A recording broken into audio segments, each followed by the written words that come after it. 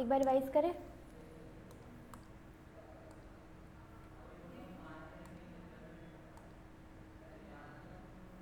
क्या पढ़ा था हमने? यहाँ पे word audit originates from the Latin word audire which means to hear, और मीनिंग पढ़ी थी। ऑडिट की मीनिंग क्या होती है? An audit is an independent examination of financial information of an entity whether profit oriented or not and irrespective of its size or legal form when such an examination is conducted with a view to expressing an opinion thereon। इसमें एक एक word का meaning समझ में आता है ना? ठीक, फिर उसके बाद नेक्स्ट टॉपिक स्टार्ट किया था हमने? नहीं, अभी तो नहीं किया था। यहाँ पे हमने कुछ पॉइंट्स पढ़े थे। साथ ही साथ जो फाइनेंशियल स्टेटमेंट प्रिपेयर करने की रिस्पॉन्सिबिलिटी किसके पास होती है? मैनेजमेंट खुद प्रिपेयर करता है, ऑडिटर बस उसको ऑडिट करने जाता है। In doing so he has to see the financial statement would not mislead anybody by ensuring that accounts has drawn up with the reference of entries. Account हमने कैसे बनाए गए हैं? बुक्स ऑफ अकाउंट से accounts बनाए। Books of account हमने एक evidence से, प्रॉपर एविडेंस से बुक्स ऑफ अकाउंट्स प्रिपेयर हुए हैं। None of the entries in the books of account has been omitted, उसमें कुछ भी ओमिट नहीं हुआ है, कुछ भी छूटा नहीं है। Information conveyed by the statement is clear and unambiguous.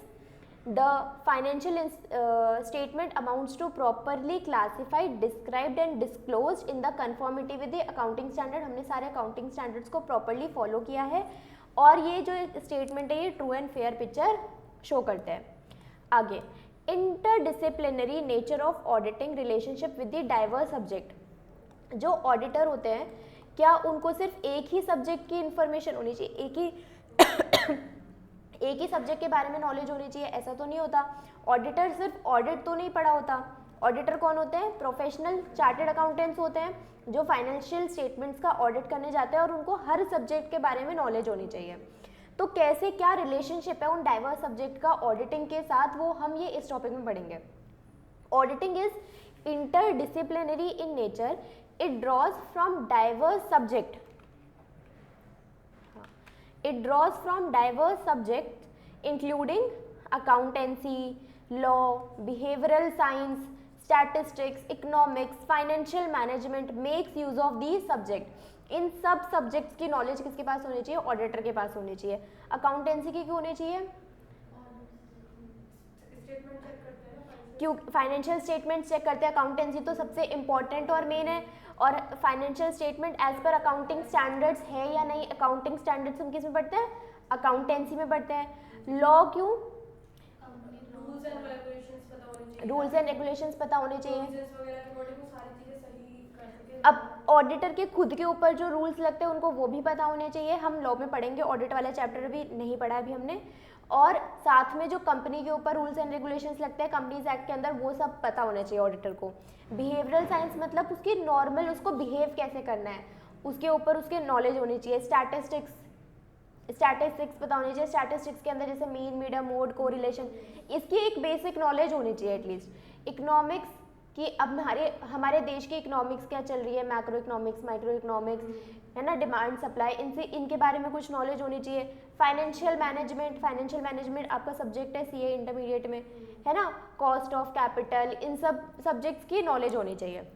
Make use of the subject since audit of financial statement is concern with financial information, a sound knowledge of accounting principle is a fundamental requirement. और basic requirement क्या है हमारे auditor के पास?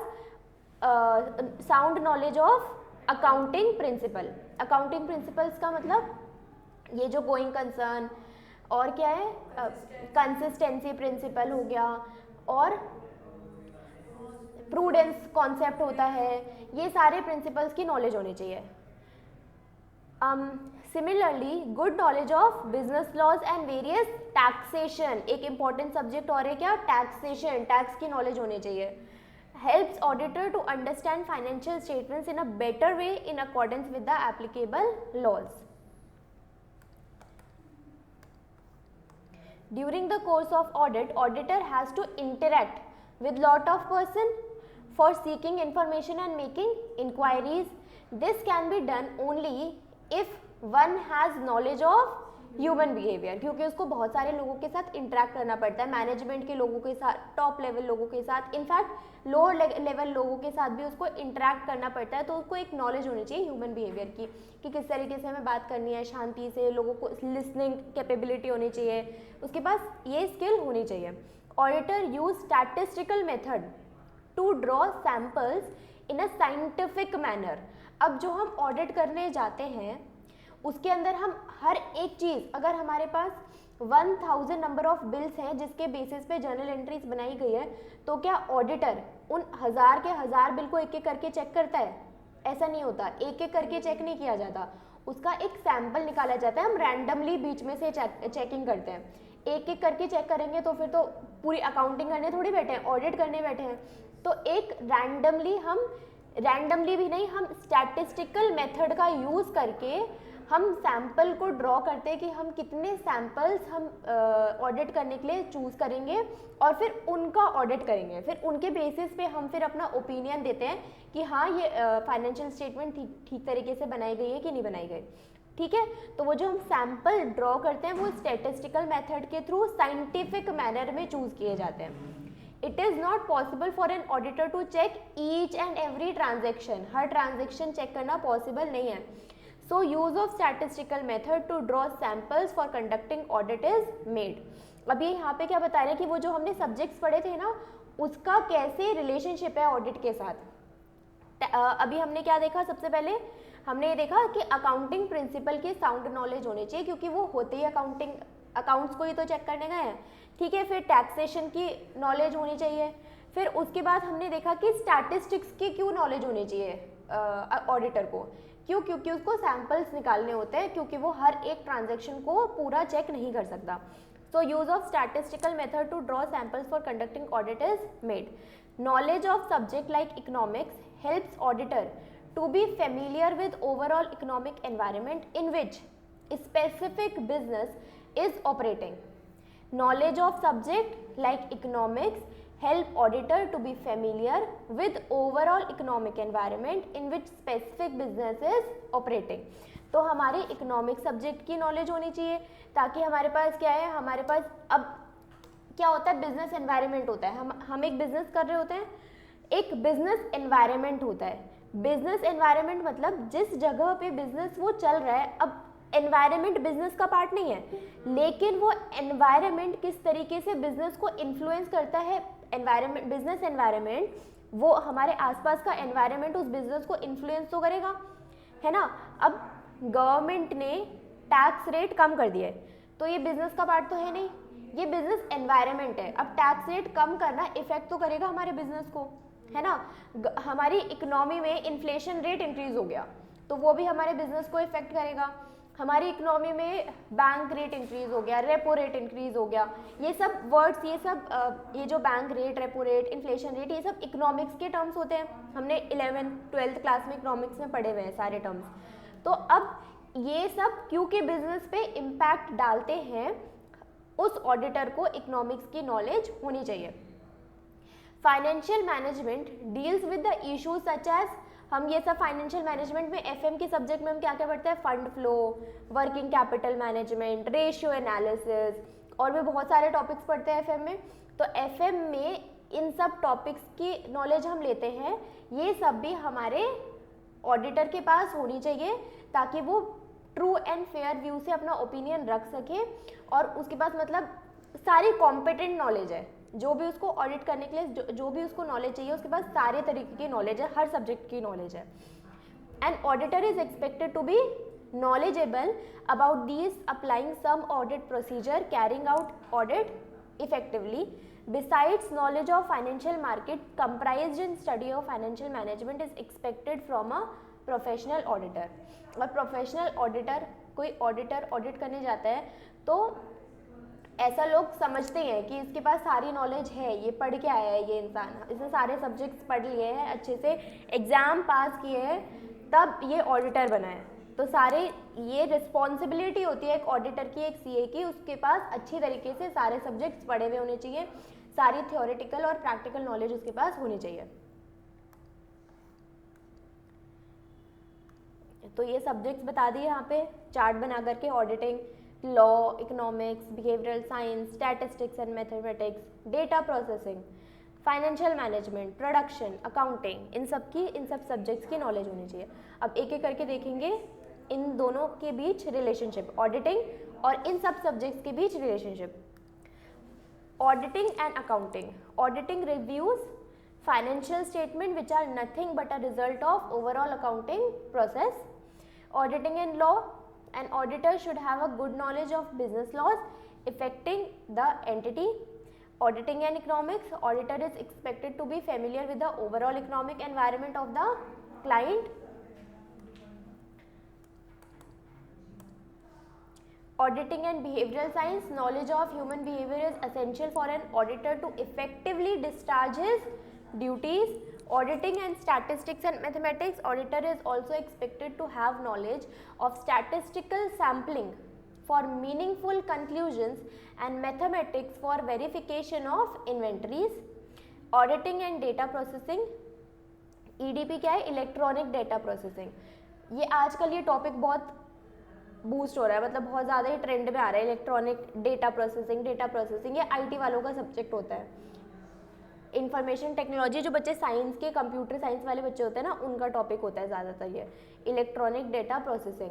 But ये इतना trend में है कि कॉमर्स वाले बच्चों को भी चाहिए करने के लिए। डेटा प्रोसेसिंग बेसिकली क्या है ना कि इसके अंदर एक हाई लेवल का एक्सेल और हाई लेवल के टूल्स यूज़ होते हैं, जैसे कि पावर BI और ये सब टूल्स यूज़ करे जाते हैं, सॉफ्टवेयर यूज़ करे जाते हैं डेटा को एक सिस्टमैटिक और इजी वे में, ताकि हम समझ सकें।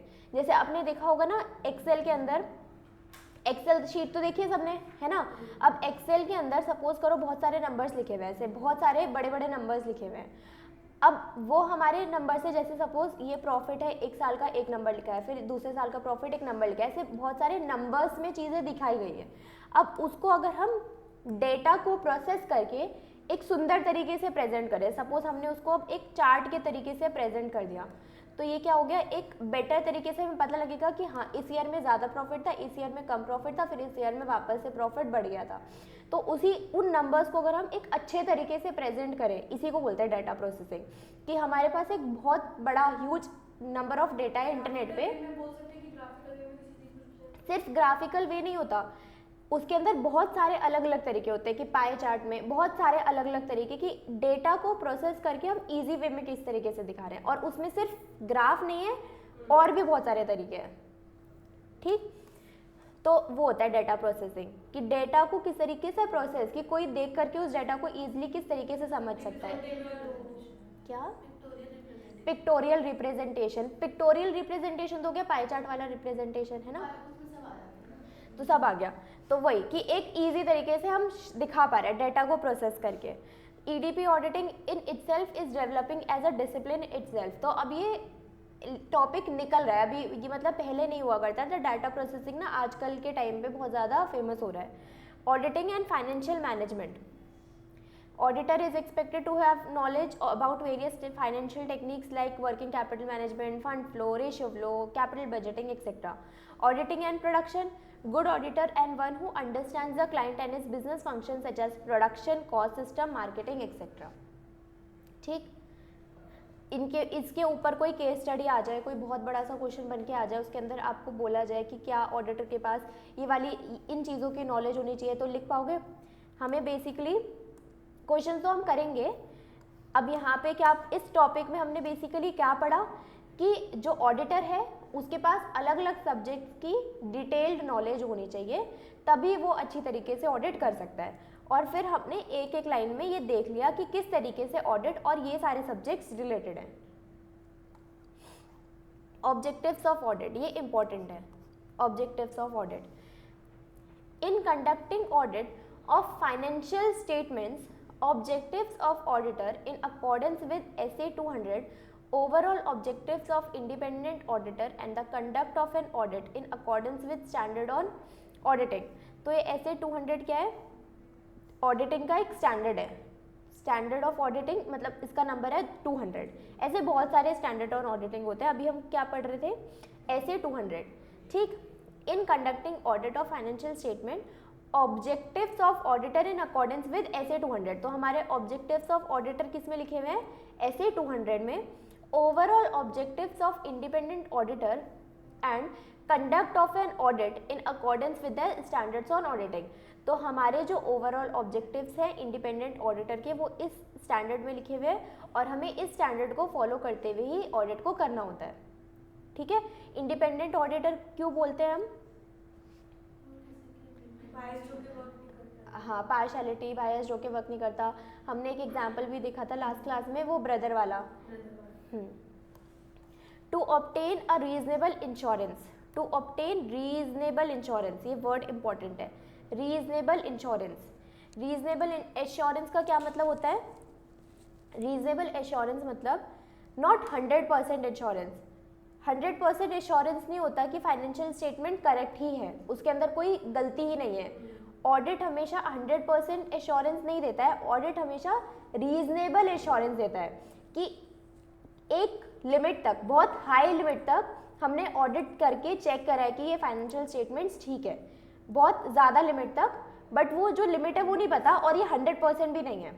ठीक है, 100% क्यों नहीं होती? क्योंकि हम हर एक एंट्री को चेक नहीं करते, हम सैंपल्स लेकर के चेक करते हैं। तो ऑडिट क्या होता है? रीजनेबल एश्योरेंस होता है।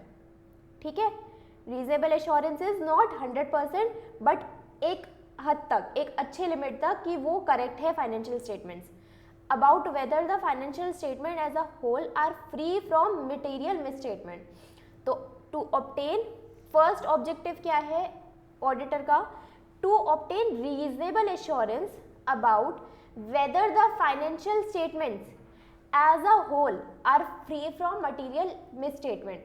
तो जो ये फाइनेंशियल स्टेटमेंट्स को चेक कर रहा है ऑडिटर, इसके अंदर कोई मटेरियल मिसस्टेटमेंट नहीं है। जो कंपनी का मैनेजमेंट ऑफ द कंपनी है उन्होंने कोई छेड़छाड़ नहीं करी है, फिगर्स में चेंज नहीं हुई है। हमने सारे फाइनेंशियल स्टेटमेंट ऑडिट के एविडेंस पर ही बनाए गए हैं, बिल्स के बेसिस पर ही बनाए गए हैं। ठीक है, अभी हम इसको यहाँ पे ये वाले पॉइंट ना आप लास्ट में याद कर लेना। ये क्या है पूरा इसका? वो है डिटेल्ड एक्सप्लेनेशन। आप एग्जाम में लिखने के लिए इसको ये ऊपर वाली चीज़ पढ़नी है और ये जो पॉइंट्स है इनको लर्न करना है।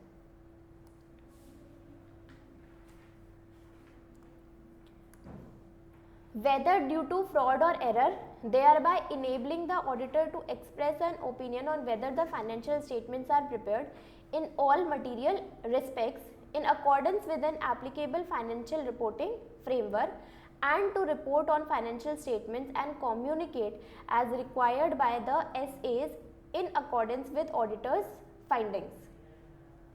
तो यहाँ पर पहले पॉइंट में हमने क्या देखा कि ये जो ऑडिट हमने किया है ये रीजनेबल एश्योरेंस है कि हमारे फाइनेंशियल स्टेटमेंट में कोई मटेरियल मिसस्टेटमेंट नहीं है, कोई फ्रॉड या एरर नहीं है। फ्रॉड और एरर भी ये दोनों चीज़ें अलग अलग होती है। फ्रॉड और एरर के मतलब डिफरेंस क्या होता है फ्रॉड और एरर में?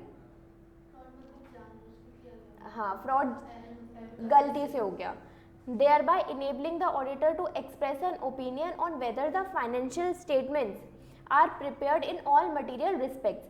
तो वो ऑडिटर क्या एक्सप्रेस कर रहा है कि ये जो मैंने ओपिनियन दिया है अपना फाइनेंशियल स्टेटमेंट्स पे, ये सब प्रिपेयर किया गया है सारे मटेरियल रिस्पेक्ट्स में, सारे एविडेंसेस को देखते हुए ये फाइनेंशियल इंफॉर्मेशन हमने निकाली है इन accordance with the applicable financial reporting framework. और हमने सारे फाइनेंशियल रिपोर्टिंग फ्रेमवर्क या फिर अकाउंटिंग स्टैंडर्ड्स को फॉलो करते हुए फाइनेंशियल स्टेटमेंट्स बनाई है।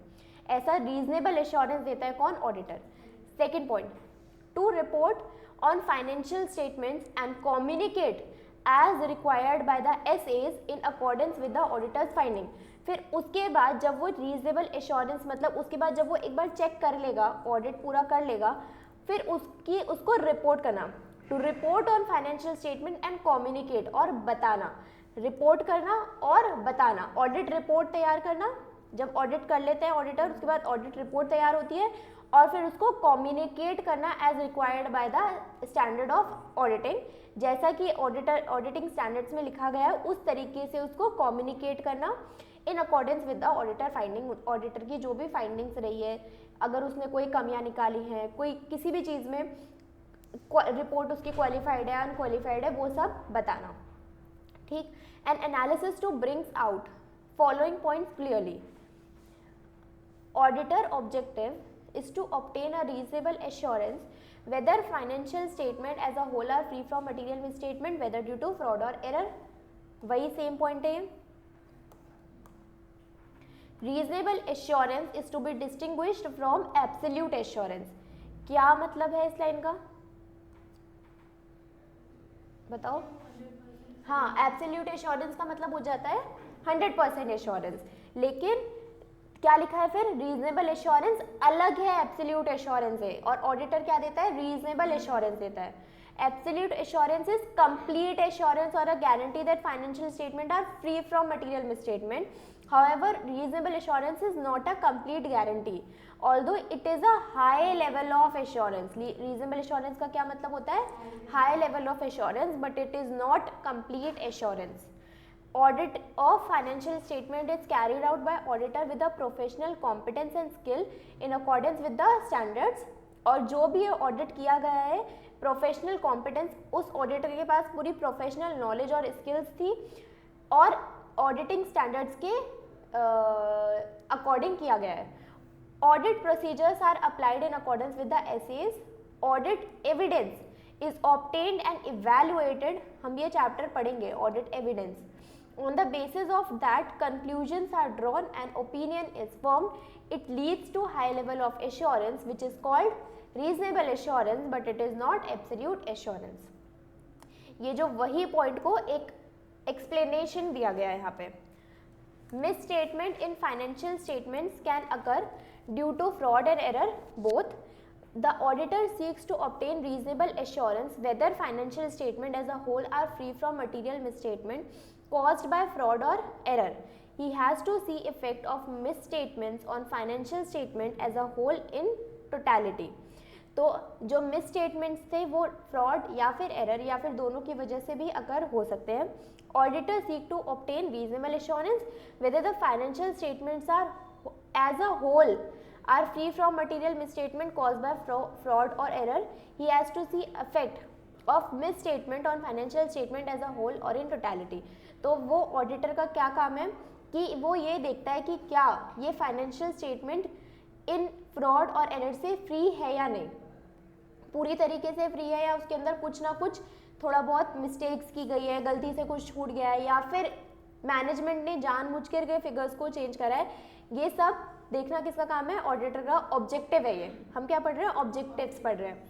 Obtaining reasonable assurance that financial statements are free from material misstatement enable the auditor to express an opinion on whether the financial statements are prepared in all material respects in accordance with the applicable financial reporting framework.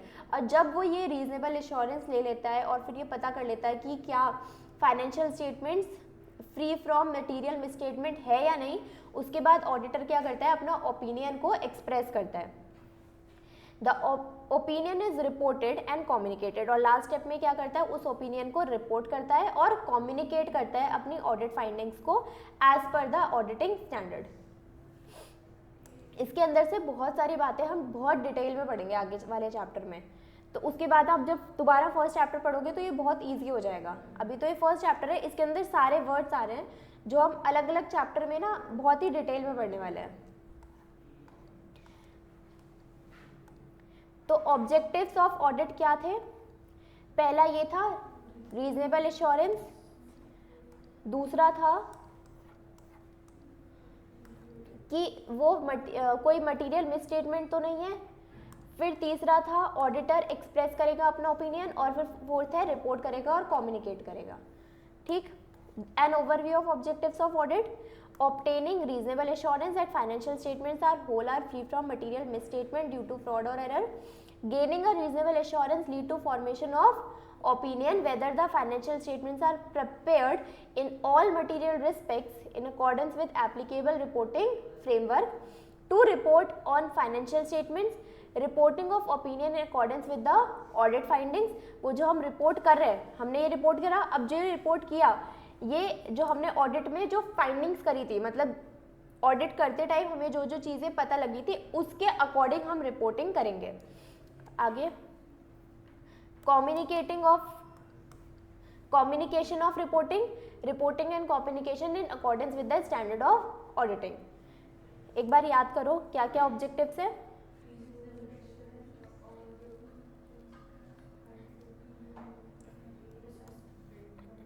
पहला point हमको क्या याद रखना है, reasonable assurance, फिर free from material misstatement,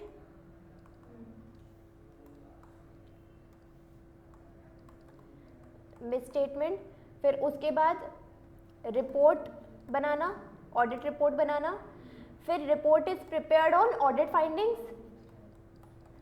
report is prepared on the basis of audit findings,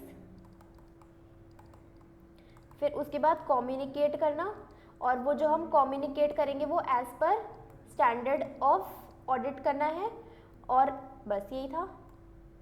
हाँ, communicate, फिर उसको स्टैंडर्ड ऑन ऑडिटिंग। याद हो गए सारे पॉइंट्स? एक बार लिख लो अपनी कॉपी में, शॉर्ट नोट बना लो।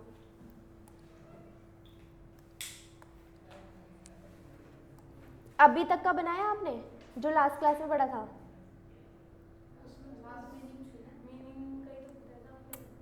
तो लिखना था ना, लिखोगे तो याद होगा। लॉ में और ऑडिट में लिखना ही तो है। वो वर्ड्स हमें, ये जो वर्ड्स है ना, अपने अपने लैंग्वेज में मत लिख के आना, यही वाले वर्ड्स लिखने हैं। रीजनेबल, अब ऐसा नहीं कि एज इट इज सेंटेंस हम इतना तो याद नहीं कर सकते, लेकिन की वर्ड्स हमको यही लिखने हैं, इसके अलावा कुछ नहीं।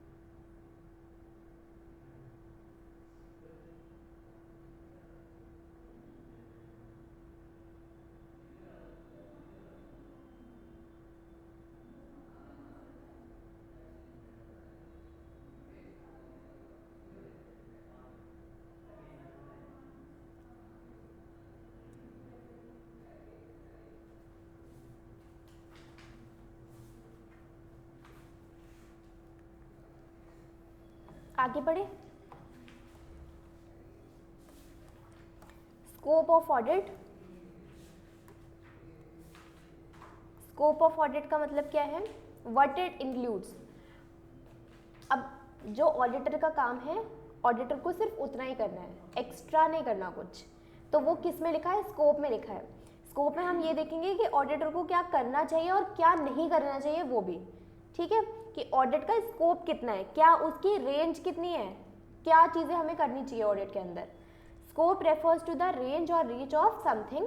The purpose of audit is to enhance degree of confidence of intended users in the financial statements. तो ऑडिट का क्या पर्पस होता है? ये degree of confidence of intended user in the financial statement, इस लाइन का क्या मीनिंग है?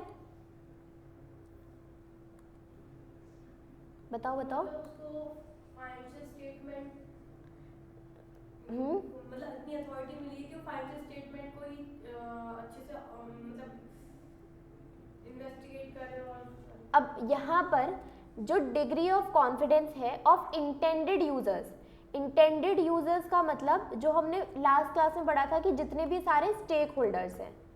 Stake holders means government, company के एम्प्लॉयज, इन्वेस्टर्स, और कौन थे? Government employees, investors, banks, financial institutions, ये सब कौन थे? इंटेंडेड यूजर्स, मतलब ऐसे लोग जो कहीं ना कहीं फाइनेंशियल स्टेटमेंट्स को देखते हैं। तो उन लोगों के बीच कॉन्फिडेंस जनरेट करना, कि वो कॉन्फिडेंट रहे कि ये जो फाइनेंशियल स्टेटमेंट पे हम रिलाई ऑन कर रहे हैं ये सही है। ऑडिटेड फाइनेंशियल स्टेटमेंट का मतलब क्या है? कि इन सब लोगों को कॉन्फिडेंट है कि ये सारी फाइनेंशियल स्टेटमेंट करेक्ट है, true and fair view show करती है, ठीक है। तो purpose of audit is to enhance degree of confidence of intended user in the financial statement. ये लाइन भी आप एज इट इज लिख के आओगे ना एग्जाम में, अच्छी लाइन है, degree of confidence of intended user in the financial statements. अब ये जो लाइन्स है ना, आपके क्वेश्चन आएगा केस स्टडी टाइप का या फिर कैसे भी तरीके का क्वेश्चन आएगा, ठीक है। तो उसके अंदर जब आप अपना आंसर को फ्रेम कर रहे होगे तो कोशिश करो कि ऐसी लाइन्स हम लिखें अपने आंसर में, है ना। और हाईलाइट भी कर सकते हैं कि हाँ ठीक है, हाईलाइट मत किया करो, नॉर्मल लिख के आया करो, बस अच्छी हैंडराइटिंग लिखनी है, क्योंकि गलती से गलत हाईलाइट कर दिया ना तो मार्क्स चले जाएंगे। हाँ, वो तब करना चाहिए जब आप 100% श्योर हो, जब आपके पास एब्सोल्यूट एश्योरेंस है ना तब करना चाहिए, जब कहीं भी थोड़ा भी वो है ना तो मत करो। जैसे कि लॉ में हम सेक्शन कोड तब तक नहीं करके आएंगे जब तक हम 100% श्योर नहीं है, बल्कि 110% श्योर नहीं है तब तक सेक्शन तो कोड करो ही मत, ठीक है। यूजर्स ऑफ फाइनेंशियल स्टेटमेंट में भी, तो अब यहाँ पे लिखा है, एक्सप्लेन किया है कि यूजर कौन कौन है फाइनेंशियल स्टेटमेंट के, share holders, employees, customer, government, regulatory authority, bankers etcetera. Enhancing the degree of confidence is achieved by expressing an opinion by the auditor that whether the financial statements are prepared in all material respects in accordance with applicable financial reporting framework। तो हमने जो ये financial statements बनाई गई हैं, ये audited financial statement का क्या मतलब हो गया, इन यूजर्स को कॉन्फिडेंस मिल जाता है कि ये जो फाइनेंशियल स्टेटमेंट है ये अकॉर्डिंग टू अकाउंटिंग स्टैंडर्ड्स बनाई गई है, सही तरीके से बनाई गई है, ट्रू एंड फेयर है। Applicable financial reporting framework means framework adopted in the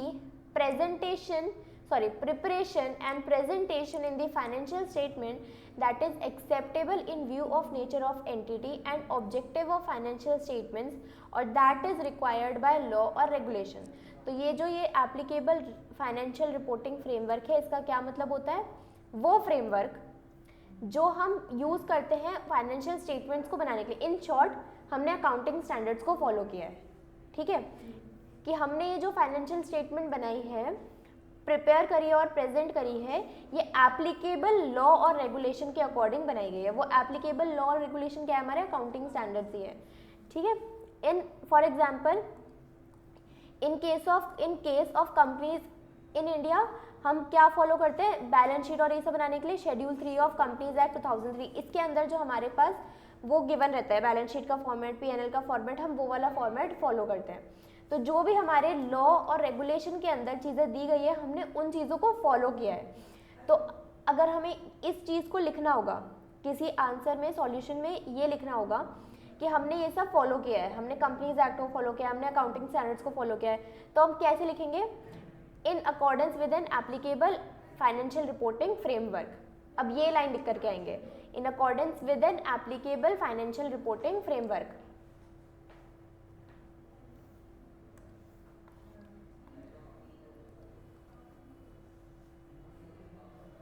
तो इस तरीके से आपकी वो इमेज क्या बनेगी, जो भी पेपर चेक कर रहा होगा, या इसने पढ़ाई अच्छे से करी है, बुक पढ़ी है, मॉड्यूल पढ़ा है ना। The following points are included in the scope of audit of financial statement। तो अब ये points हैं, coverage of all aspects of entity, audit of financial statement should be organized adequately to cover all aspects of the entity relevant of the financial statements being audited। हम सारे aspects को cover करते हैं, profit, expense, assets, liability, हम सारे entity के ना सारे aspects को cover करना होता है एक auditor को, सारे एस्पेक्ट्स को। अब यहाँ पे ऑल एस्पेक्ट्स का मतलब ट्रांजैक्शंस की बात नहीं कर रहे हैं, हर एस्पेक्ट की बात कर रहे हैं कि हर चीज़ को कवर करना है, हर एक ट्रांजैक्शन नहीं, प्रॉफिट किस तरीके से निकाला गया, लॉस आया तो वो किस तरीके से निकाला गया, शेयर होल्डर की कैपिटल किस तरीके से निकली गई है, एसेट्स कैसे आए हैं, लाइबिलिटीज एज अ होल, ये सारी चीज़ें कैसे निकाली गई हैं, to cover all aspects of the entity. Reliability and sufficiency of financial information. First point में हमने क्या पढ़ा, कवरेज ऑफ ऑल एस्पेक्ट्स, यहाँ पे है ऑल एस्पेक्ट्स, ए लिख लेते हैं, ठीक है। Reliability and sufficiency of financial information, The auditor should be reasonably satisfied that information contained in the underlying accounting records and other source data like bills, vouchers, documents, etc. is reliable and sufficient for preparation of financial statement.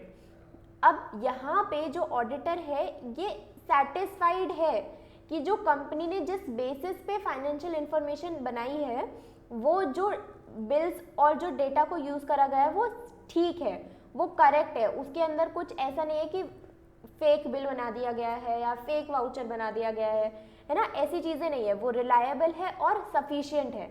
हमने जो financial information, financial statements जो बनाई गई है वो एक सही records के ऊपर बनाई गई है, वो करेक्ट रिकॉर्ड से रिलायबल है और सफिशिएंट है। तो यहाँ पे क्या होगा, reliability and sufficiency. The auditor makes judgement of reliability and sufficiency of financial information by making a study and assessment of accounting system of internal control by carrying out appropriate test, inquiries and procedure।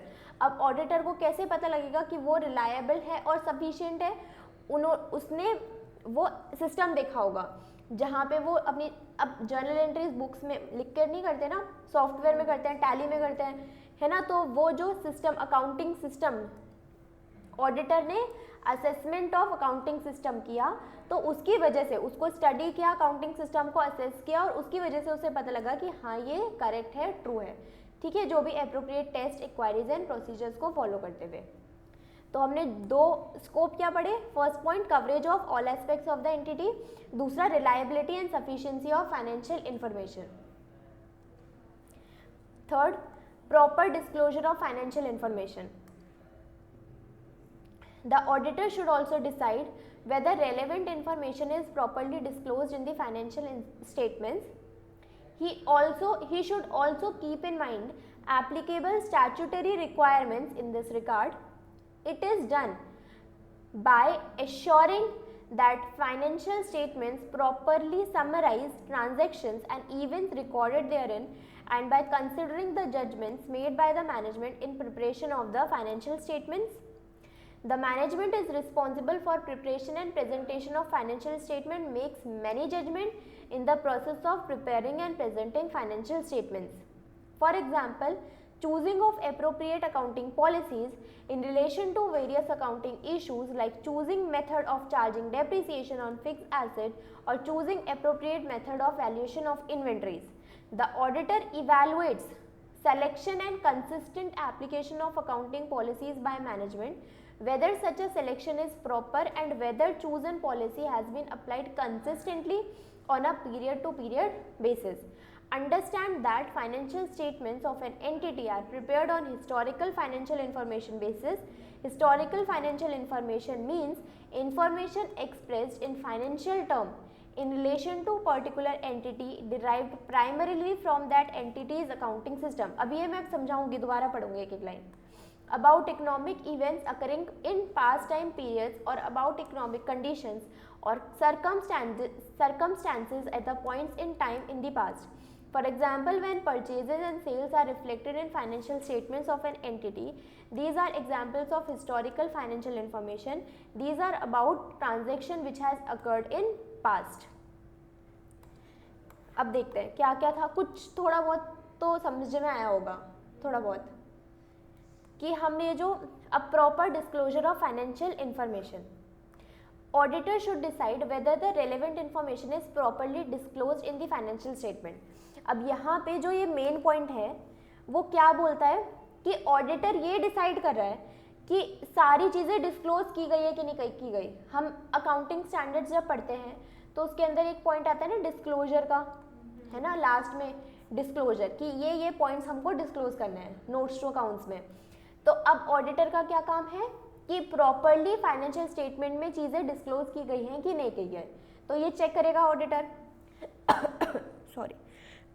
he should also keep in mind applicable statutory requirement in this regard.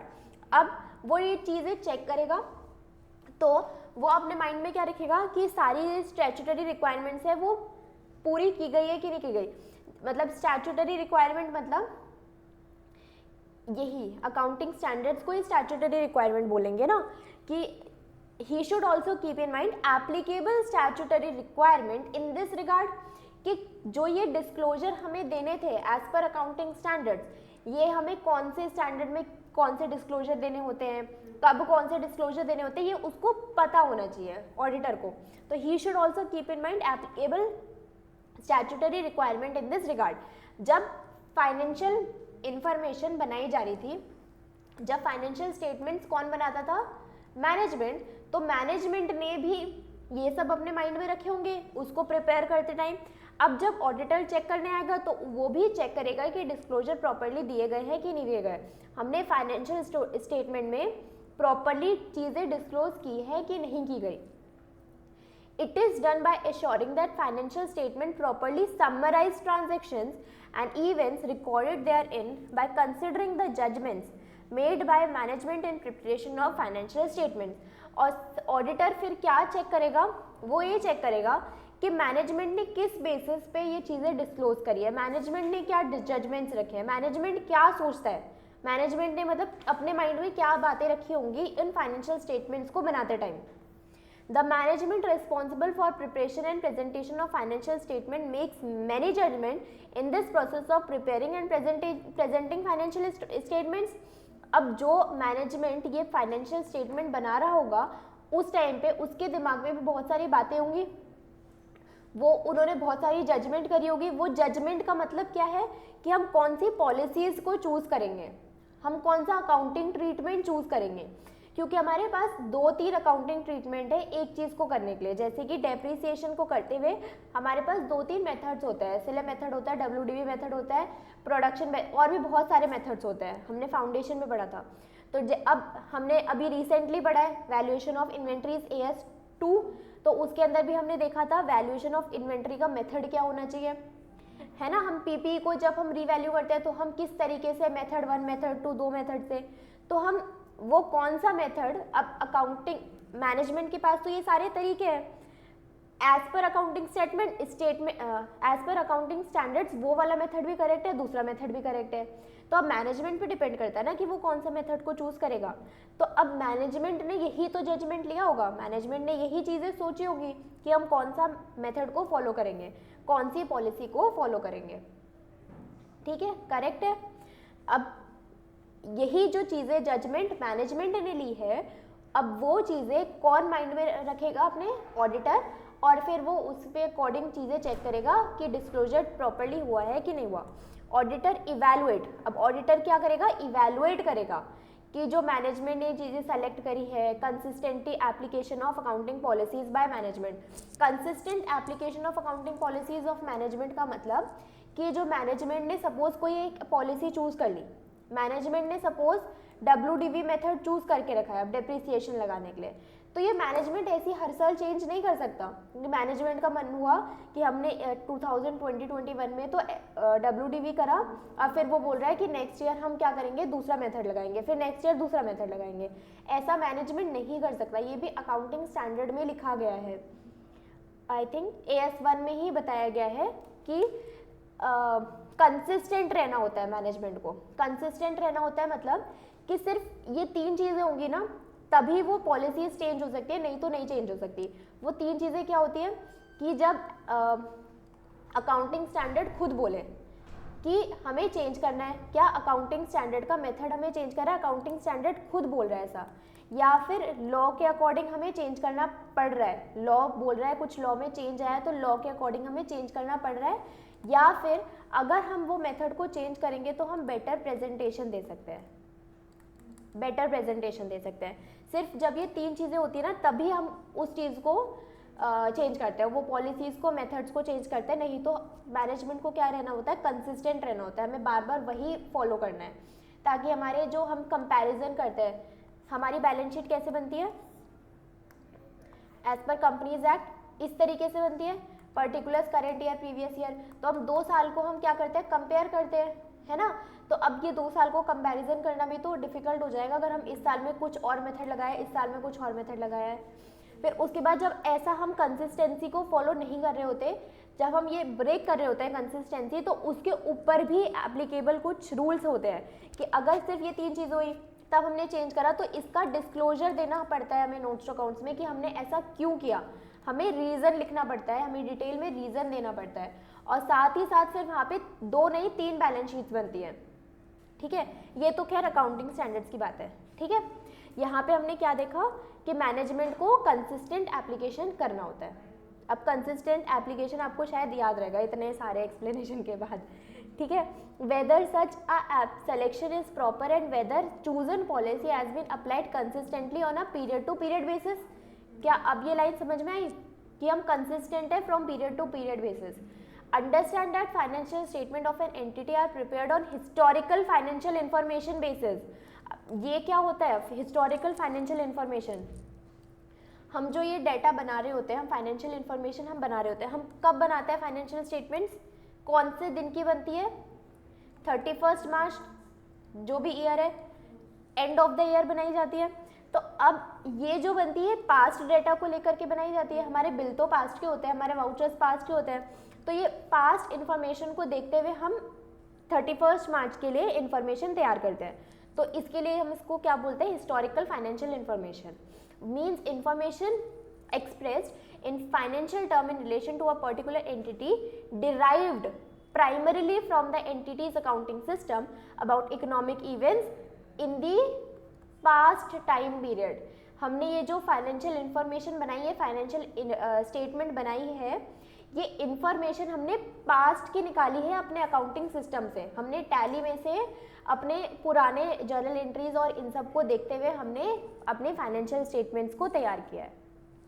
और होता क्या है practically, हम सिर्फ journal entry करते हैं, हमारी balance sheet और पीएनएल फाइनेंशियल स्टेटमेंट साथ के साथ बनते जाते हैं सॉफ्टवेयर में, है ना।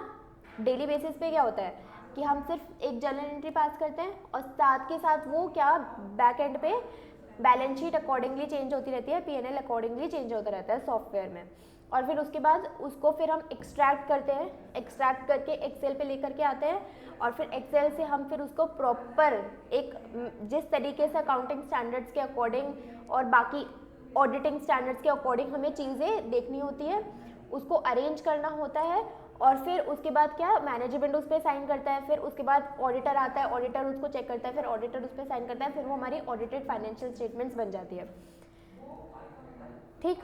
For example, when the purchase and sales are reflected in the financial statement of an entity, these are the example of historical financial information कि हमने जब परचेज करी थी, हमने जब सेल करी थी, वो हमने अपने सिस्टम पे डाली होगी एक बिल के अकॉर्डिंग, फिर हम उससे अपने डाटा से फाइनेंशियल इन्फॉर्मेशन बना रहे हैं, तो इसलिए हम उसको क्या बोल रहे हैं? हिस्टोरिकल, क्योंकि वो पास्ट टाइम पीरियड की इन्फॉर्मेशन है, इसलिए हम बोलते हैं हिस्टोरिकल फाइनेंशियल इन्फॉर्मेशन।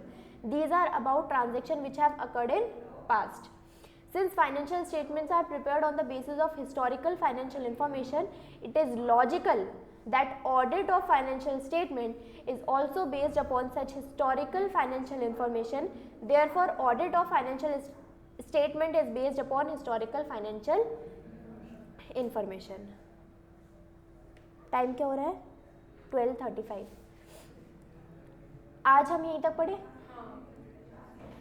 आपका होमवर्क क्या है? यहाँ तक के कॉपी में नोट्स बनाना है, पिछली क्लास के भी, इस क्लास के भी। और आपको जैसे कि अब पढ़ते टाइम इसके अंदर आप ये तो याद रखोगे, आप ये तो लर्न करने वाली चीज़ है क्या? Coverage of all aspects of entity. ये पॉइंट, ये जो बोल्ड में लिखा है ना ये पॉइंट एज इट इज रट लेना है, तीनों पॉइंट, ठीक है। क्या 3 पॉइंट है हमारे पास? Scope, what it includes. अभी हमने what it does not include वो हमने नहीं पढ़ा, नेक्स्ट टॉपिक हमारा ये है, what it does not include अभी हमने नहीं पढ़ा स्कोप में। अभी हमने सिर्फ क्या पढ़ा है स्कोप में? What it includes. और यहाँ पर ये वाली चीज़ और पढ़ लेना बस।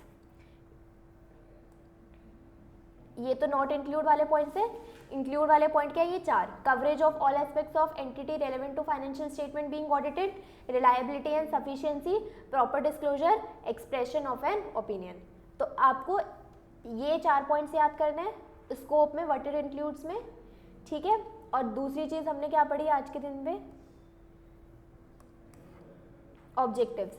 ऑब्जेक्टिव्स में कौन से पॉइंट थे? ये सारे पॉइंट्स याद करने हैं। और इसके अंदर का जो ये चीज़ है, मतलब एक्सप्लेन करने वाली जो चीज़ है, इसके अंदर जो भी मैंने आपको बताया ना कि हाँ ये वाली लाइन अच्छी है, तो वो वाली लाइन अपने नोट्स पे लिखना, और हो सके तो ताकि आपको बाद में याद करने बैठो, जब कभी पढ़ने बैठो तो उसको अपनी लैंग्वेज में लिख लो, लिख करके रखो। कि जैसे यहाँ पे हमने देखा कि ये कंसिस्टेंट, यहाँ पे बस एक लाइन लिखी थी कंसिस्टेंट एप्लीकेशन। अब कंसिस्टेंट एप्लीकेशन को इतना सारा एक्सप्लेन किया, तो अभी आपको ना आज ही याद रहेगा, ये कल परसों तक भूल जाओगे, तो इसलिए आज ही इसको लिख लो अपनी कॉपी में कि इसका क्या मतलब था। हिंदी में लिखना है, हिंदी में लिख लो, बस आपको समझ में आना चाहिए, ठीक है। अगर हम एग्जाम में लिखे तो इतना एक्सप्लेन करने की नीड थोड़ी ना होगी। क्या जैसे कि इसमें ना हर वर्ड को हाईलाइट किया है, जो कीवर्ड्स हैं उनको काफी अच्छे से एक्सप्लेन किया है, वो हमें एग्जाम में थोड़ा सा। अब वो कितने नंबर का क्वेश्चन है उस पर डिपेंड करेगा ना। क्वेश्चन प्रैक्टिस तो अभी हमने की नहीं है, अभी देखेंगे ना क्वेश्चन के आंसर किस तरीके से लिखने हैं, क्या है, ठीक है। अभी मैंने जितना आपको लर्न करने को बोला ना, वो साथ साथ याद करो, कल पे मत छोड़ो, वो आज ही याद करो, ठीक है। ऑडिट में लर्निंग वर्क किया, हमें प्रैक्टिकल तो करना नहीं है, हमें ये लर्न ही करना है, थ्योरेटिकल सब्जेक्ट है, तो ऑडिट को हमें डेली ही पढ़ना पड़ेगा, डेली ही याद करना पड़ेगा, ठीक है। अभी आप शायद पिछली क्लास में भी हमने उतना नहीं पढ़ा था, बट आप 1-2 पॉइंट भूल गए थे कहीं ना कहीं, ठीक है, तो उसको भी रिवाइज कर लो, और ये जो आज पढ़ा वो भी कर लो, आज ही कंप्लीट करना है इसको,